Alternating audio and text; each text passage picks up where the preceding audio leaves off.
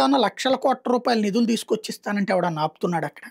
ఎవరన్నా ధర్నా చేసి మా ఏరియాలో గూగుల్ పెట్టడానికి వీల్లేదు, కాగ్నిజెంట్ పెట్టడానికి వీల్లేదు, లేకపోతే గనక మైక్రోసాఫ్ట్ పెట్టడానికి వీల్లేదని ఎవరన్నా ఆపుతున్నాడా?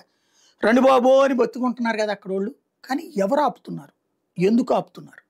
ఏం జరుగుతోంది? ఇది ప్రజలకు తెలియాలి. అమరావతి అన్నటువంటి ప్రదేశం ఇంతవరకు ఫస్ట్ పూర్తి కావాల్సింది వరద కాలువలు పూర్తి కావాలి. ఆ పైన వరద నీళ్లు డైవర్షన్ జరగాలి.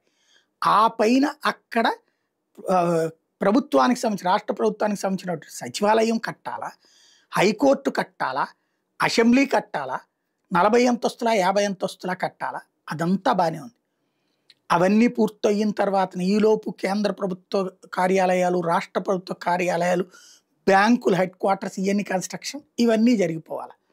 ఇవన్నిటికంటే అసలు సిసలైనటువంటిది ఇప్పుడు వీళ్ళు తీసుకుంటున్న నిర్ణయం రైటా రాంగా? 20,000 ఎకరాలు తీసుకుంటున్నారు, ఇంటర్నేషనల్ ఎయిర్పోర్ట్ కడతామంటున్నారు. ఇప్పటికే భూముల ధరలు పతనమైనాయి. పేరుకి మాత్రం 3 కోట్లు 4 కోట్లు ఎకరం చెప్తున్నారు, కానీ కొనేవాడు ఎవడూ లేడు. కరువై 2 ప్రాంతాలు విజయవాడ గుంటూరు రియల్ ఎస్టేట్ దెబ్బతింది, అమరావతి రియల్ ఎస్టేట్ దెబ్బతింది.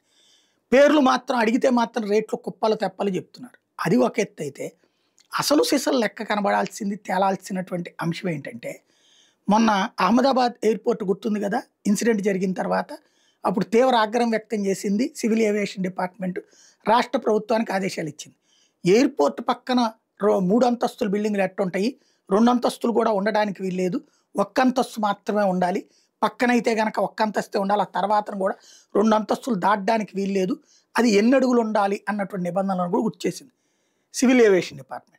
ఇప్పుడు అమరావతి రాజధాని ప్రాంతంలో ఈ సెక్రటేరియట్, హైకోర్టు ఇట్లాంటి వాటికి 40 అంతస్తులు 50 అంతస్తులు అంటున్నాం. అక్కడే ఇంటర్నేషనల్ ఎయిర్పోర్ట్ అంటున్నాం. అంటే రేపు పొద్దున ఎవడన్నా పెద్ద పెద్ద కంపెనీల వాళ్ళు ఇప్పుడు విశాఖలో కట్టాలనుకుంటున్నది 1 అంతస్తు అరంతస్తు కాదు కదా, 30 అంతస్తులు 40 అంతస్తులే కదా.